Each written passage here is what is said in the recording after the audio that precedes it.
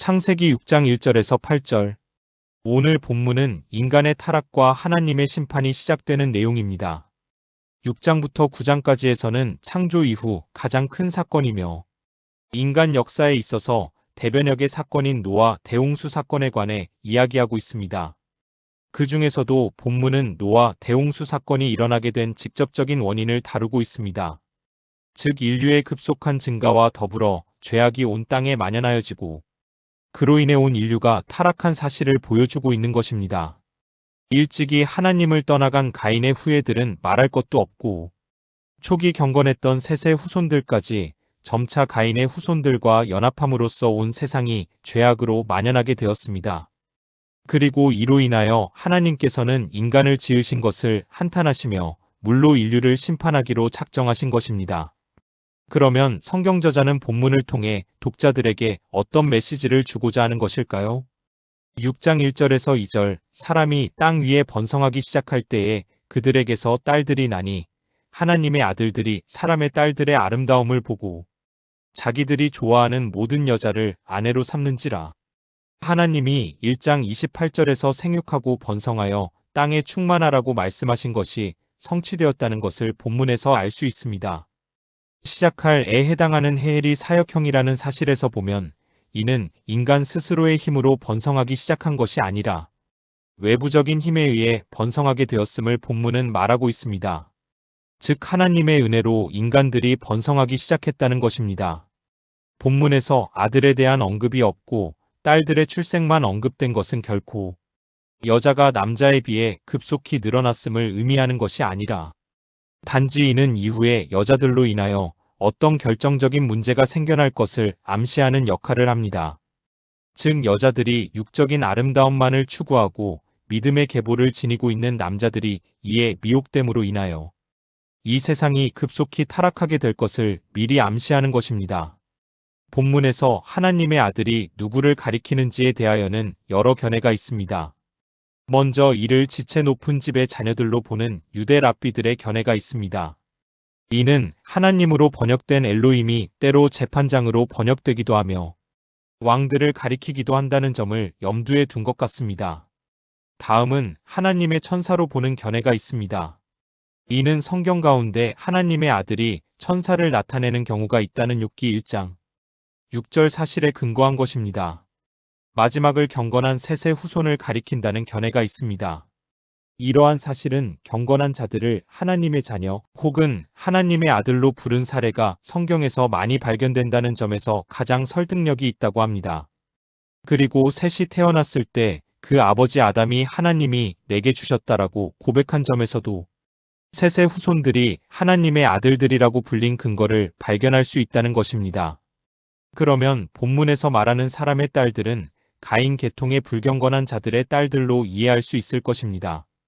그러나 신앙과 경건은 반드시 혈통과 일치하는 것은 아니므로 더 넓은 의미에서 하나님을 향한 경건한 신앙이 없는 보편적인 인간의 딸로 이해하는 것이 좋을 것입니다. 하나님의 아들들이 자기들이 좋아하는 모든 여자를 아내로 삼았다는 것은 미모만 있으면 그녀가 믿음이 있는지는 물론 현명한지 성품은 어떤지 근면한지 등등의 다른 덕목은 보지 않았음을 암시하는 것입니다. 이는 단지 육체적인 아름다움만을 추구하여 예쁜 여자라면 모두 아내로 삼아버리려고 광분하는 당시 사람들의 심각한 타락성에 대해 본문은 암시하고 있는 것입니다. 6장 3절 여호와께서 이르시되 나의 영이 영원히 사람과 함께하지 아니하리니 이는 그들이 육신이 됨이라 그러나 그들의 날은 120년이 되리라 하시니라. 본문에서 타락한 인간들에 대해 하나님은 자신의 영이 사람들과 함께하지 않는다고 하십니다. 본문에서 영의 히브리어 루아흐는 성령뿐 아니라 인간의 영혼, 생명, 생기 등 다양한 의미를 갖는 단어입니다. 여러 견해가 있으나 문맥상 본절은 타락한 인간을 향하여 하나님께서 홍수 심판으로 생명을 멸절할 것을 예언한 구절이므로 성령보다는 하나님의 생명력으로 이해하는 것이 좋을 것입니다. 즉 하나님은 범죄한 인간들에게 생명을 거두어 가실 것을 엄정하게 선포하시고 있다는 것입니다. 그 이유가 육신이 되었다라는 것입니다.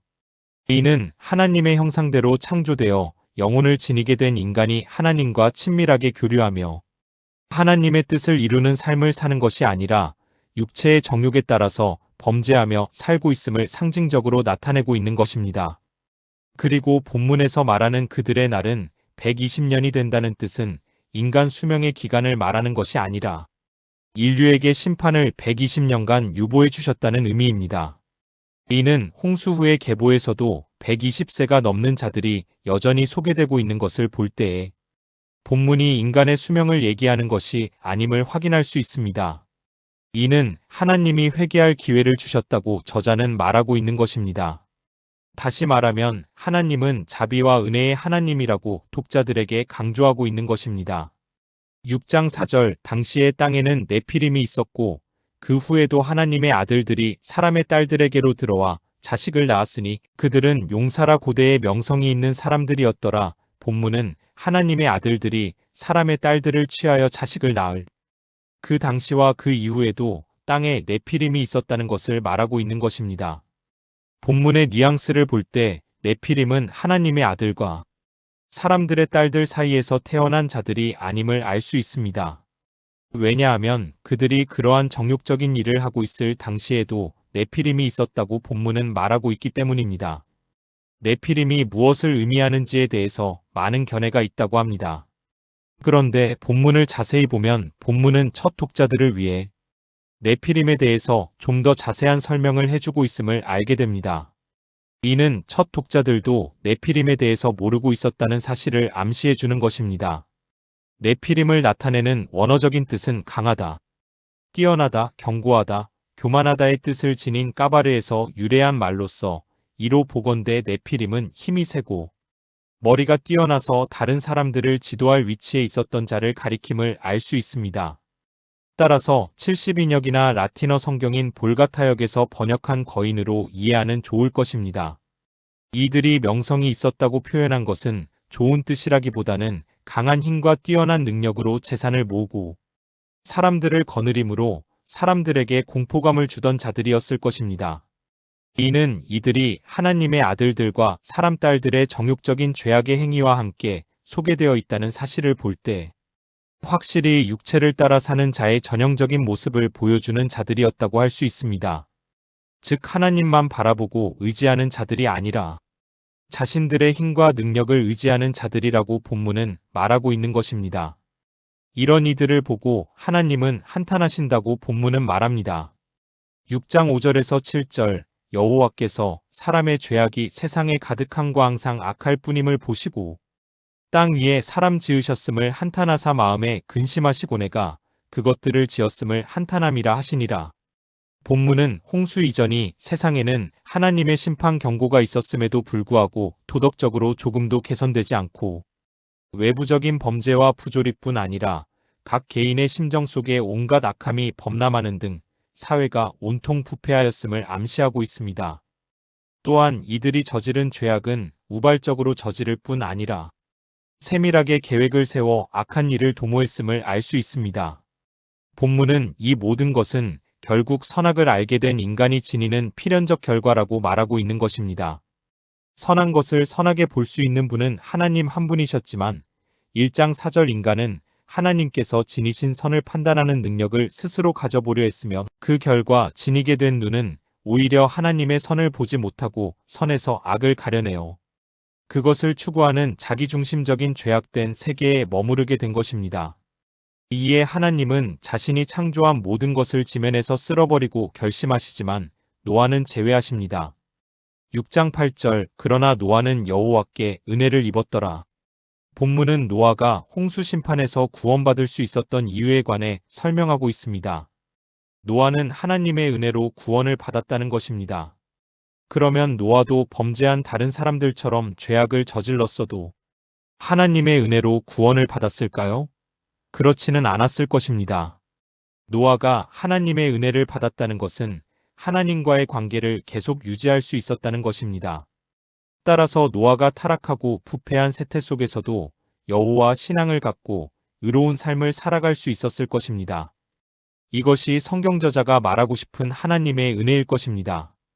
이런 은혜를 초기 그리스도인들은 예수님을 통해서만 오직 하나님의 은혜를 받을 수 있다는 믿음을 가졌던 것입니다. 로마서 3장 23절과 24절. 이 시간 나는 과연 예수님으로 인해 하나님의 은혜를 받은 삶을 살아가고 있는지 한번 생각해 보는 시간이 되었으면 합니다.